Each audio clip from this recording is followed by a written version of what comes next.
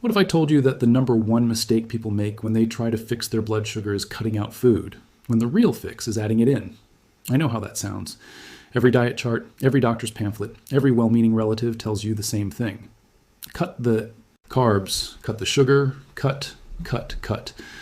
But I've sat across the table from hundreds of people whose fasting numbers came down in days, not months, and almost none of them did it by starving themselves of anything.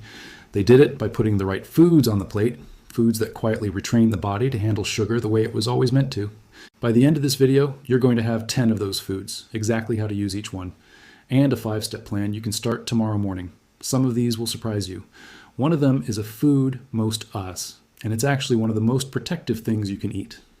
So stay to the end, because that one alone might change how you think about breakfast for good. Before we get into it, if this kind of information is useful to you, hit subscribe. And do me a favor in the comments. Tell me your fasting number from this morning. I genuinely read them, and they shape which topics I dig into next, because the questions you're asking are usually the questions 10,000 other people watching are too afraid to ask. Now let's talk about what's actually happening inside your body, because almost nobody explains this part in a rushed 10-minute appointment. High blood sugar rarely starts with sugar. It starts with a hormone called insulin.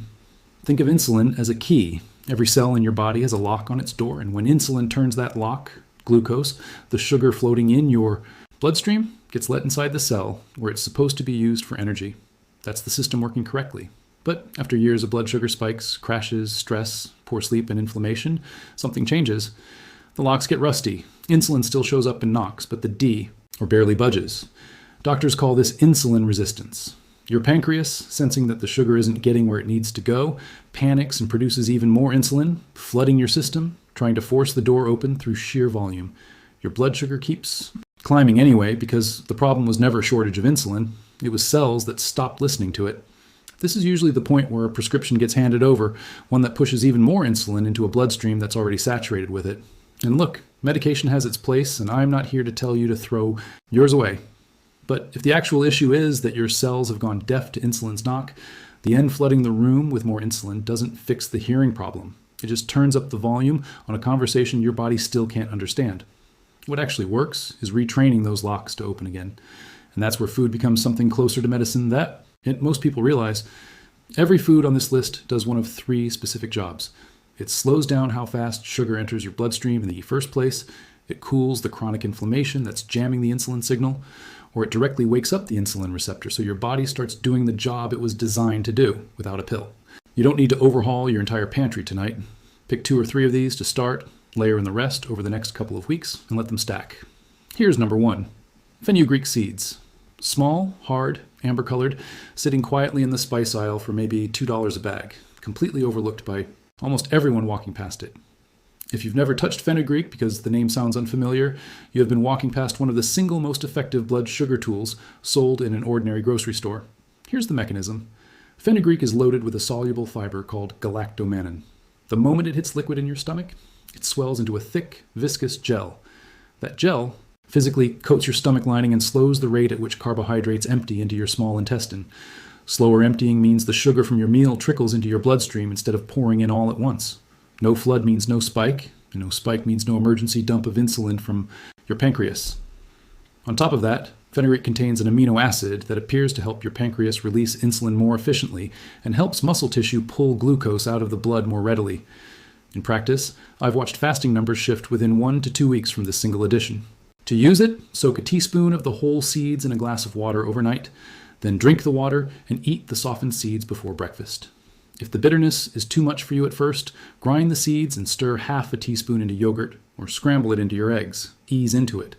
This fiber is potent, and your digestive system will need a few days to adjust. Number 2 is sitting in your cupboard right now, though there's a good chance it's the wrong version. Cinnamon. Most of what's sold in ordinary grocery stores is cassia cinnamon. Cassia contains a compound called coumarin, which in large daily doses can stress the liver. What you actually want is Ceylon cinnamon, sometimes labeled true cinnamon.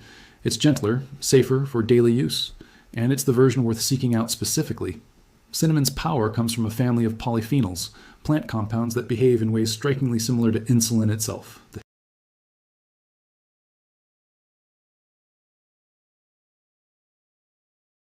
Fenugreek. This isn't just folk wisdom either. Research out of a human nutrition program at the USDA found that less than half a teaspoon a day meaningfully lowered fasting glucose in adults with type 2 diabetes. That's an easy win, sitting in your spice rack that most people never cash in. Use about 1/4 to a half teaspoon of Ceylon cinnamon daily, stirred into oatmeal, coffee, or a smoothie. Pair it specifically with a carbohydrate-containing meal because that's precisely the moment you want your receptors gripping harder and your stomach slowing down. Third is the most underrated food on this entire list, and it isn't broccoli. It's broccoli sprouts, the tiny 3-day-old version of the vegetable, and the distinction matters enormously. Mature broccoli barely registers here. The sprouts are a different story entirely. Broccoli sprouts are packed with a compound called sulforaphane, and they contain somewhere between 50 and 100 times more of it than a full head of mature broccoli. Sulforaphane does something none of the other foods on this list quite manage.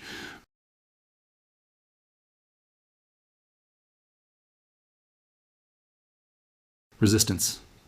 It manufactures far too much, which is exactly why so many people wake UP with a fasting number higher than anything they saw the entire day before, despite not having eaten a single bite overnight. A study out of Lund University in Sweden gave concentrated sulforaphane to people with type 2 diabetes and measurably lowered their fasting blood sugar, with the strongest response showing up in the people whose numbers had been hardest to control. You can grow broccoli sprouts in a jar on your kitchen counter for pennies, or pick them up in the produce section of most grocery stores.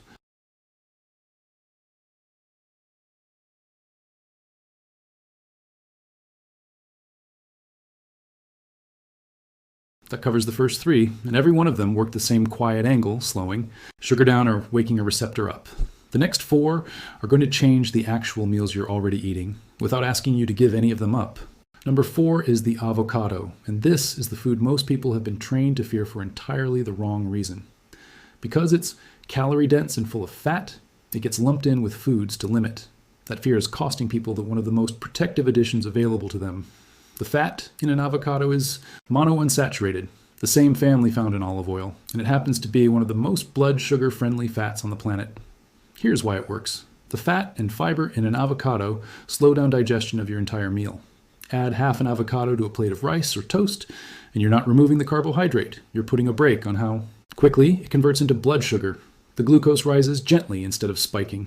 Monounsaturated fat has also been shown to improve insulin sensitivity directly, meaning your cells respond to insulin's knock a little faster than they did before.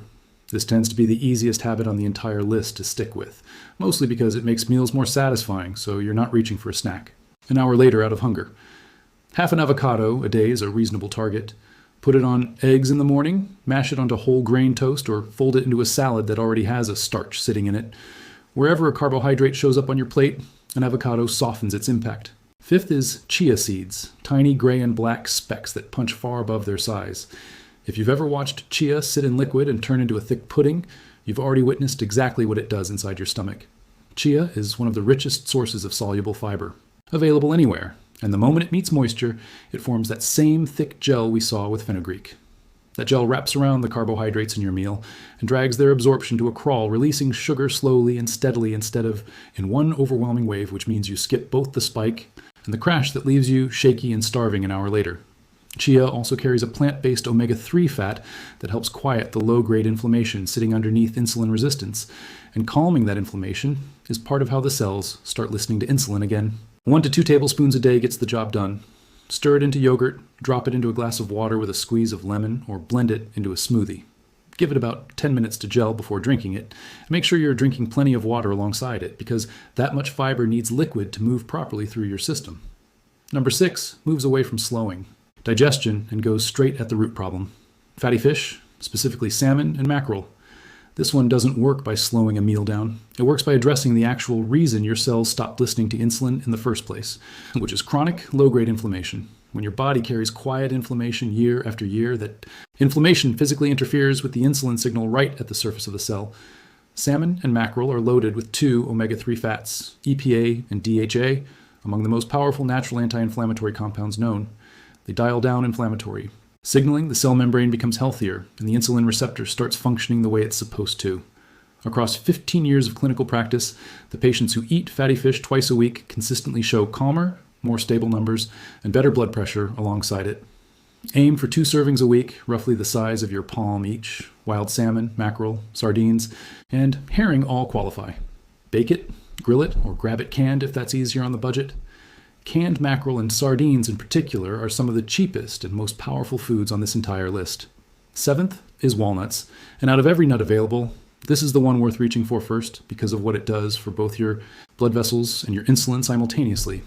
Walnuts are rich in polyunsaturated fat and carry the same plant-based omega-3 found in chia. That fat improves the function of your endothelium, the thin lining inside your blood vessels, and one of the first structures damaged by chronically high blood sugar. At the same time, the combination of fat, fiber, and protein in walnuts blunts the post-meal blood sugar rise and has been shown to lower fasting insulin, the number underneath your blood sugar that reflects exactly how hard your pancreas is straining to keep up. Swap a handful of walnuts in for crackers or a cookie, and you've taken what would have been a spike and flattened it into a gentle line. A small handful is roughly a quarter cup, or 7 to 10 whole walnuts. Keep them RW or dry roasted, never the candied or honey-coated variety, and use them to replace a processed snack rather than stacking them on top of one. Number 8 might be the biggest reversal on this entire list. Eggs, yolk fully included. For years, the yolk was painted as the enemy, and that advice pushed people towards sugary breakfast cereals that did far more damage to their blood sugar than an egg ever could. A whole egg is almost pure protein and fat, with essentially no carbohydrate, meaning on its own it barely moves your blood sugar at all. But the real advantage is something researchers call the second meal effect. Start your day with eggs instead of toast or cereal, and you stabilize your blood sugar not just through breakfast, but all the way to lunch. You walk into your next meal with calmer numbers and a smaller spike than you would have otherwise. The protein and fat also keep you genuinely full, which quietly eliminates the mid-morning craving that usually sends people toward the vending machine. Swapping a cereal breakfast for 2 to 3 eggs is consistently one of the fastest changes visible on a morning glucose reading. Scramble them, boil a batch ahead for the week, fold in some spinach, or top them with that avocado from a few minutes ago, and you've built one of the strongest blood sugar-friendly breakfasts available. Number 9 has the fastest visible effect of anything on this list. And if you own a glucose meter, you could watch this one work tonight. Apple cider vinegar. The active ingredient is acetic acid, and it works 2 angles at once. It slows gastric emptying, so carbohydrates